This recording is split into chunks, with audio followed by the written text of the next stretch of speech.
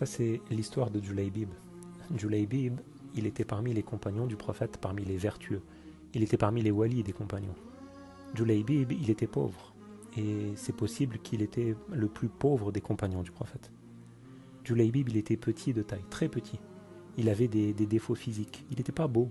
Il n'avait pas un beau visage. Julaybib, il n'avait pas un clan, une famille qui était connue. Il n'avait pas d'oncle, il n'avait pas de tante, il n'avait pas de cousin, il n'avait pas de parents. Il n'était pas connu parmi les gens. Si quelqu'un demandait après lui, où est-ce qu'il est Julaybib? On lui disait Julaybib, c'est le fils de qui celui-là? Julaybib, tellement il était pauvre, il n'avait pas de maison. Il dormait là où il se trouvait quand la nuit elle tombait. Parfois il dormait à Médine, dans la mosquée du prophète. Une fois, le prophète, il s'adressait à lui. Et il lui a dit, Ya Julaybib, ala tatazawwaj? Alors Julaybib, il lui a dit, ô messager de Allah, mais qui va m'épouser? J'ai pas d'argent, j'ai pas de biens, j'ai pas de famille. Il n'avait pas une beauté physique. Il a dit, mais qui va vouloir se marier avec moi?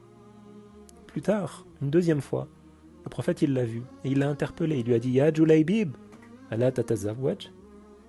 Alors Julaybib, il lui a dit, ô messager de Allah, mais qui va m'épouser? J'ai pas de biens, j'ai pas de famille.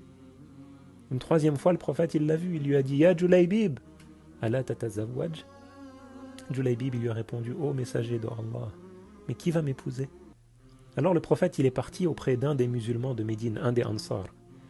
Il est parti le voir et il lui a dit, Zawijni ibnatak. Alors l'homme, il était heureux. L'homme, il était très content. Le prophète, il voulait épouser sa fille. Le prophète, il lui a dit, La, laysa li Julaybib. Alors l'homme, il s'est dit, mais c'est qui Julaybib? Celui-là, il n'a rien. Il n'a pas de maison, il n'a pas de clan, il n'a pas de proches. Alors l'homme, il a dit au prophète, ô messager de Allah, laisse-moi en parler avec sa mère. Alors il est parti auprès de son épouse et il lui a dit, le messager de Dieu, il a demandé la main de notre fille. Alors la mère, elle était contente, elle était fière. C'est dit, le prophète, il a demandé à épouser ma fille. Alors le père, il lui a dit, non, c'est pas pour lui, c'est pour Julaybib. La femme, elle a dit, Julaybib. Elle a dit, jamais je lui donne ma fille. C'est qui celui-là? Je lui donne pas, je refuse.